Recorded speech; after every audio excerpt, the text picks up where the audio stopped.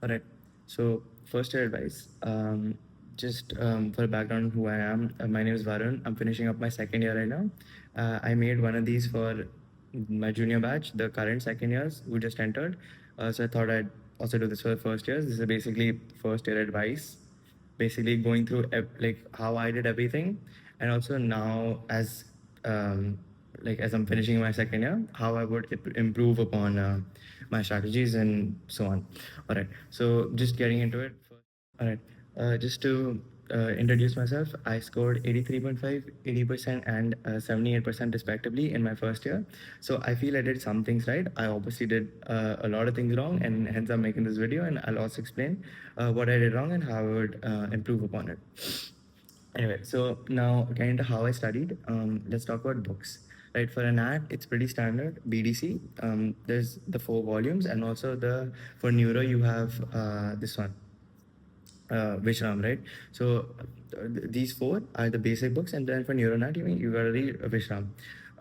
For anat, now my strategy, um, I think I did this right in first year. Basically, was that you in an ad going through it cover to cover is just too insanely hard, and even if you do go through it, you're not gonna retain everything. So what I would actually recommend you to do is really use the question bank very well. The question bank again, I've uploaded on the Telegram group. The link is in the description. So really use the question bank to gauge what topics are important and what topics are unimportant, and based on that you should read. And so like you go downwards in the priority. Those topics are not only important from your examination point of view, but also like clinically when you go into surgery and things, which is where you'll actually be using anat a lot.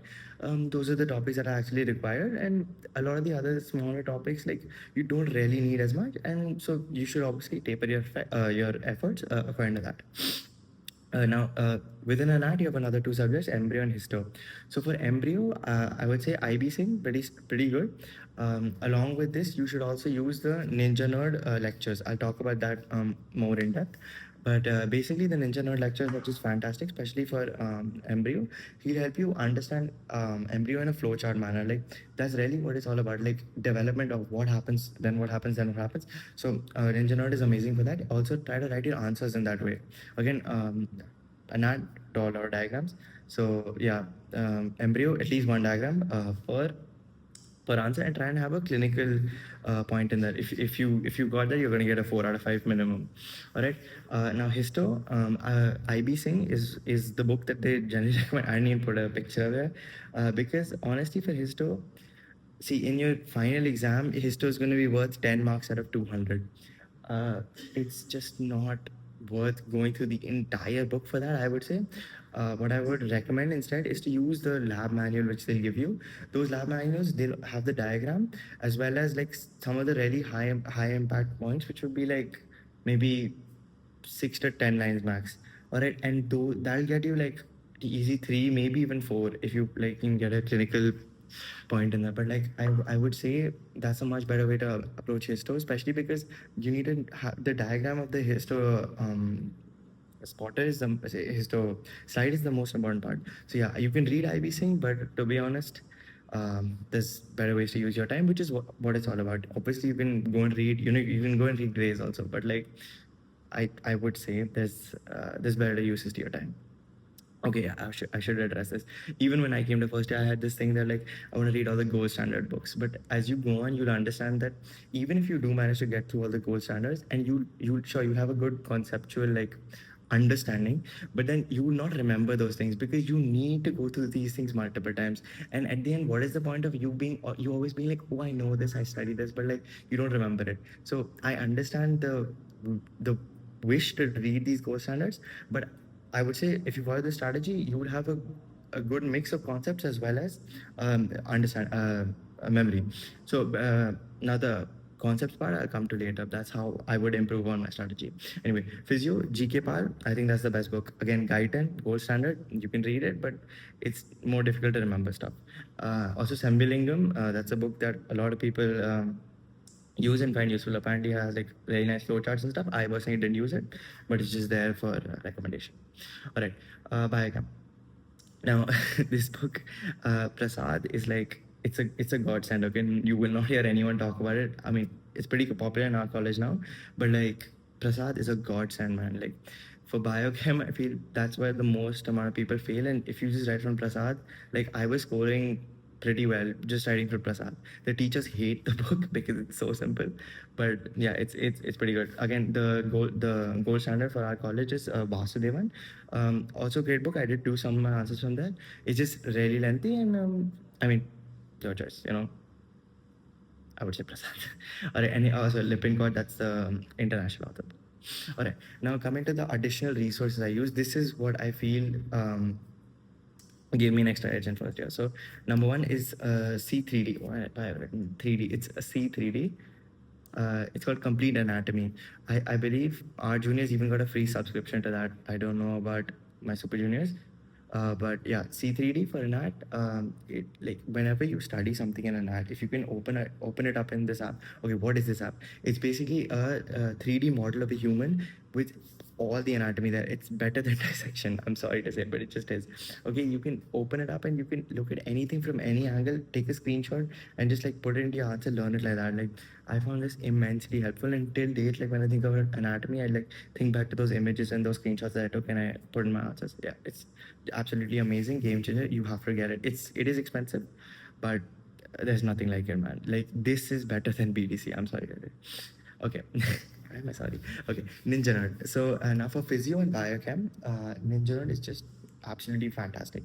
Biochem not as much because not everything is covered, but physio, man, if you can go through all his lectures, your physio is going to be amazing. Like there he's also got notes, by the way, which are like insanely pretty, but like he's gonna explain everything to you in a very systematic manner from top to bottom, like from the absolute basic.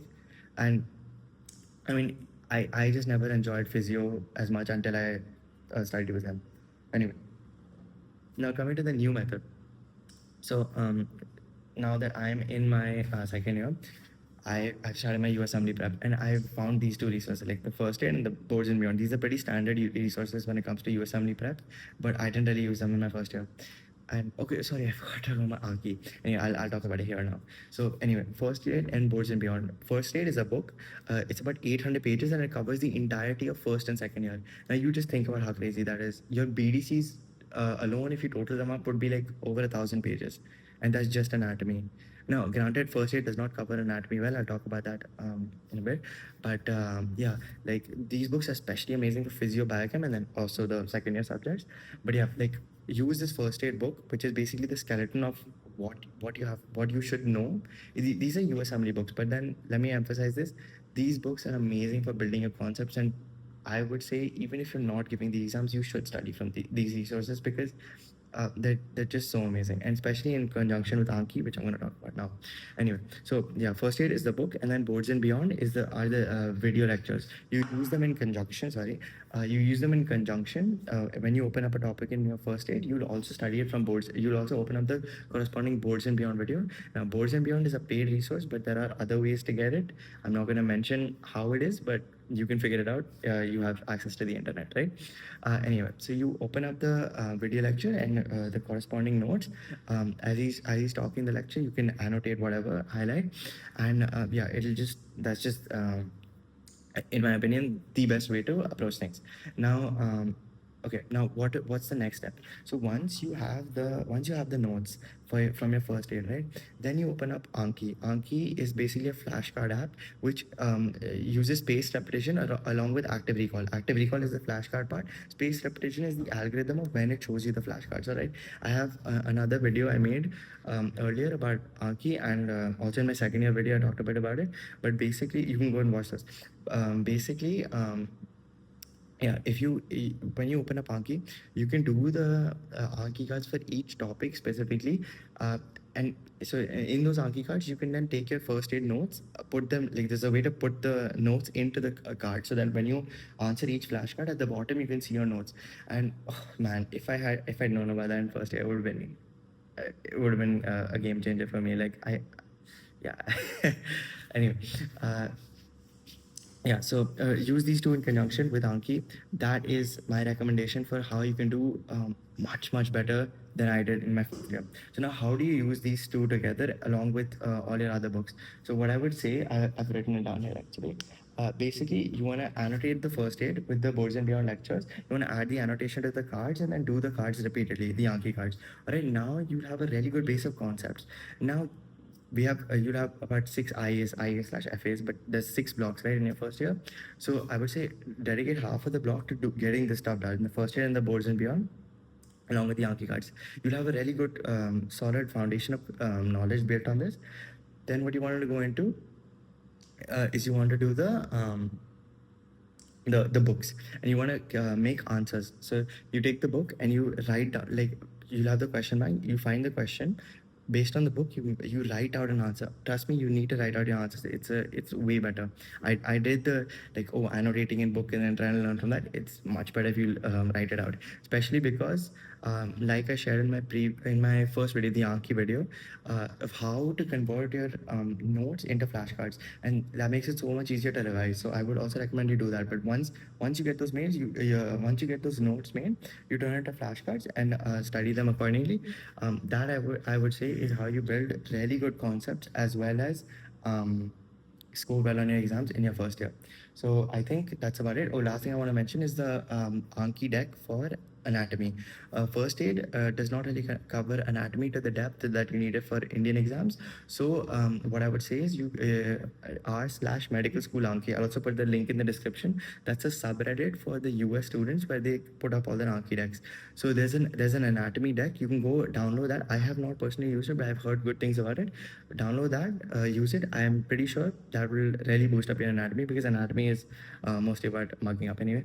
So I hope this helps. I don't think I missed anything, and good luck.